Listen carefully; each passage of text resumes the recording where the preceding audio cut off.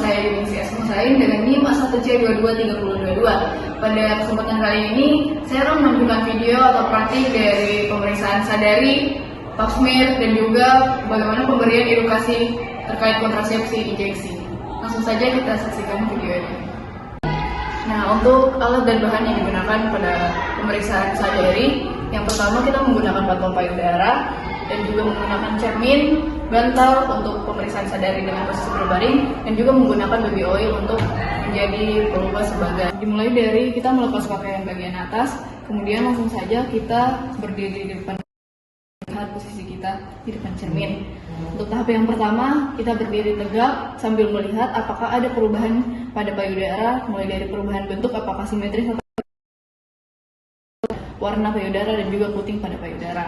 Nah, untuk tahap yang kedua, kita meletakkan kedua tangan di belakang kepala untuk menegangkan otot-otot pada bagian payudara untuk memperhatikan apakah ada benjolan yang muncul pada area payudara seperti tumor ataupun benjolan-benjolan lainnya. Nah, setelah dari tahap kedua, kita lanjut tahap ketiga, yaitu menurunkan kedua tangan, meletakkan tangan di posisi kanan dan kiri. Kemudian kita miring ke kanan dan ke kiri berulang kali untuk melihat perubahan pada bentuk payudara. Dan tahap yang keempat, kita meletakkan kedua tangan di bagian pinggang dan menekan pinggul bagian payudara. Lihat apakah ada benjolan maupun perubahan-perubahan lainnya pada payudara. Selanjutnya, untuk tahap yang terakhir, yaitu tahap kelima, kita menggunakan baby oil untuk mempermudah pijatan pada area payudara.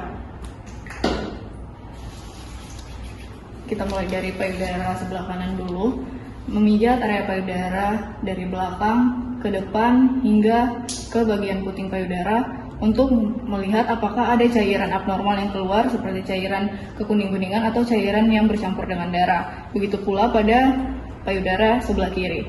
Diulang, kita lihat apakah ada cairan abnormal yang keluar. Di sini pada pemeriksaan sadari dengan posisi berbaring, pertama kita menggunakan baby oil untuk mempermudah pemijatan pada payudara. Dan untuk posisi berbaring, kita meletakkan bantal pada area punggung. Kita posisi sebelah kiri untuk memeriksa payudara sebelah kanan dengan posisi lutut menekuk seperti ini. Kemudian meletakkan tangan sebelah kiri ke belakang kepala dan memulai pijatan pada payudara. Memijat bagian payudara cara memutar sesuai arah jarum jam hingga ke bagian puting untuk melihat apakah ada perubahan bentuk dan apakah ada cairan yang keluar dari bagian puting, cairan abnormal seperti cairan kekuning-kuningan ataupun cairan yang ada darah. Dan begitu pula untuk memeriksa payudara sebelah kanan, kita merubah posisi menghadap ke sebelah kanan seperti sebelumnya. Selamat pagi Ibu, perkenalkan saya perawat Yunisi. Di sini saya akan melakukan tindakan pap smear kepada Ibu. Pap smear itu adalah tindakan di mana mengambil sampel pada leher rahim atau bagian serviks untuk mendeteksi apakah ada kelainan ataupun ada kanker pada serviks Ibu. Mungkin tindakan ini sedikit kurang nyaman Ibu, apakah Ibu bersedia? Oh ya baik Ibu, kalau begitu Ibu silakan siap-siap naik ke tempat tidur dengan melepaskan celana. Saya akan menyiapkan alat dan bahan dan mencuci tangan terlebih dahulu. Baik Ibu, silakan. Baik, di sini ada alat dan bahan yang akan digunakan untuk pemeriksaan pap smear. Yang pertama ada antiseptik, kemudian ada perlak, dek, dan juga ada handscoon steril, ada povidone iodine, kapas, ada bengkok untuk menyaruh sampah nanti. Dan di sini di dalam kom ini ada alkohol 96%. Kemudian di dalam bak instrumen di sini ada spekulum vagina yang steril. Dan di dalam bak instrumen satunya di sini ada spekulum aera, ada sitobras, dan juga ada kaca objek. Di sini juga ada jelmek yang akan digunakan nanti. Selanjutnya kita mempersiapkan pasien dengan memasang pelak terlebih dahulu di bagian dalam pasien. Misi Ibu bisa diangkat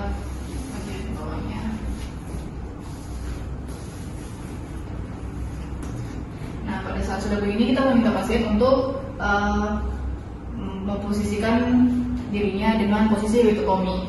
Kemudian kita memasangkan dek pada area vagina.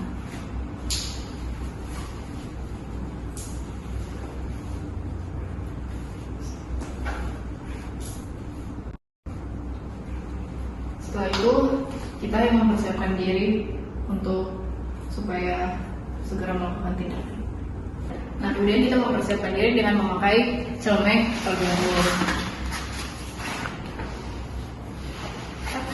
Nah, di sini kita sudah menggunakan celemek dan juga masker. Selanjutnya kita mencuci tangan kembali dengan 6 langkah.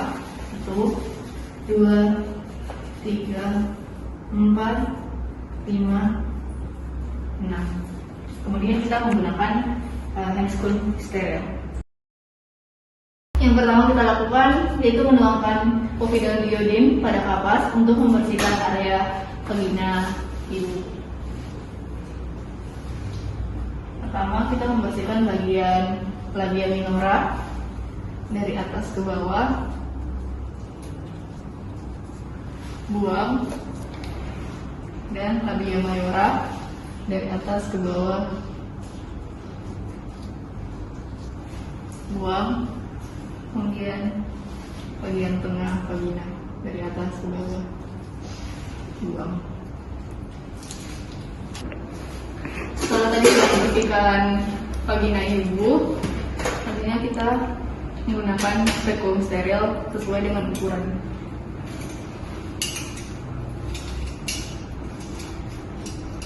Kita menggunakan spekulum dengan cara tangan kanan memegang spekulum, tangan kiri membuka vulva vagina. Kita masukkan spekulum secara perlahan dari arah menyamping dulu, kemudian kita putar.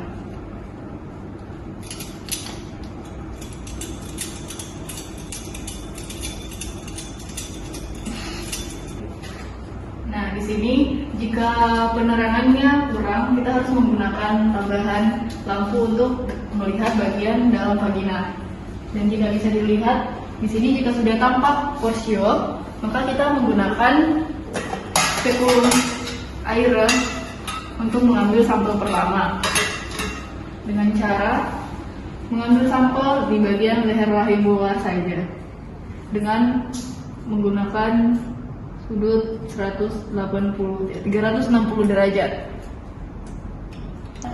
Kita mengambil sampel pada leher rahim luar dengan 360 derajat.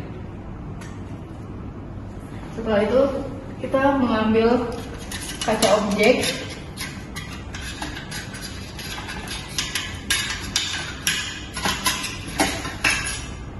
dan mengoleskannya sekali oles saja. Kemudian kita tuangkan ke dalam alkohol 96% untuk difiksasi. Pengambilan sampel yang kedua kita menggunakan sitobras dengan memasukkan sitobras ke dalam vagina ke bagian leher rahim dalam dengan sudut 180 derajat. Setelah itu kita keluarkan, kita mengambil kaca objek dengan mengoleskan 1 kali oles saja, dan kita masukkan kaca objek ke dalam larutan alkohol 96 derajat untuk difiksasi selama 30 menit seperti yang sampel pertama juga kita memfiksasi selama 30 menit. Setelah pengambilan sampel, langsung saja kita lepaskan spekulum dari vagina. Kita miringkan, kita keluarkan secara perlahan.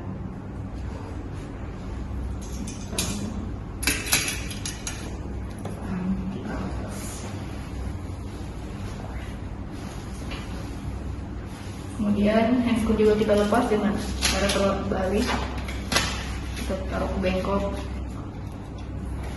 dan buka semua alat yang ada.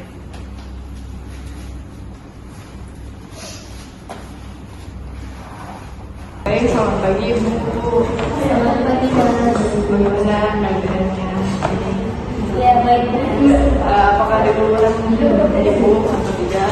Tidak ada, tapi saya mau mengetahui tentang kondisi. Oh iya, jadi ibu sini mau melakukan kontrasepsi suntik KB.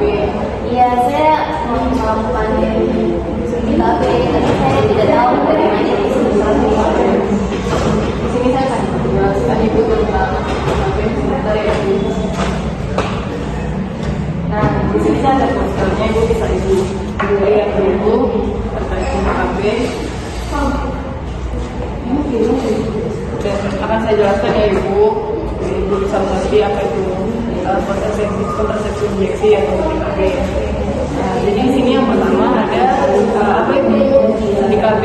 Jadi KB dengan suntikan hormon untuk mencegah kehamilan bisa selama 1 bulan dan juga bisa selama 3 bulan. Nah, bagaimana cara kerjanya? Di sini cara kerja suntik KB itu dia untuk mencegah ovulasi atau pembuahan, dan juga untuk mengentalkan cervix, dan juga untuk menipiskan lapisan rahim. Dan seperti tadi yang saya katakan bahwa suntik KB ini ada yang untuk 3 bulan dan juga ada yang untuk 1 bulan. Jadi nanti ibu bisa milih mau yang 3 bulan dan suntik yang 1 bulan. Dan untuk suntik yang 3 bulan itu dia ada kandungan hormon, tapi cuma 1 hormon, progestin atau progesteron. Nah, ini cocok untuk ibu menyusui. Kalau misalnya ibu sekarang lagi menyusui, dan juga ada yang untuk 1 bulan. Di sini ada 2 hormon, yaitu kombinasi antara hormon estrogen dan juga ada hormon progesteron. Dan kalau misal keuntungan dari suntik KB ini efektif dan mudah digunakan dan tidak mengganggu untuk hubungan suami istri, tidak mengganggu, dan juga untuk cocok untuk jangka menengah dan juga untuk aman untuk ibu menyusui. Kalau yang harus diperhatikan kalau misalnya melakukan KB ini, jadi yang pertama ada regulasi selesai, jadi nanti mungkin hari ibu itu tidak bakalan terganggu peraturan, dan juga bisa terjadinya perubahan berat badan, tapi ya berat badan itu tidak yang signifikan langsung naik berat badan yang sangat naik seperti itu, mungkin cuma naik 1 kilo gitu. Dalam waktu ini ibu dan juga di sini harus dipulang setiap waktu, jadi kalau misalnya mau suntik KB 3 bulan, itu harus 3 bulan rutin datang ke KB, dan juga untuk 1 bulan juga untuk suntik 1 bulan itu harus datang ke KB. Nah, salah satu saja yang mau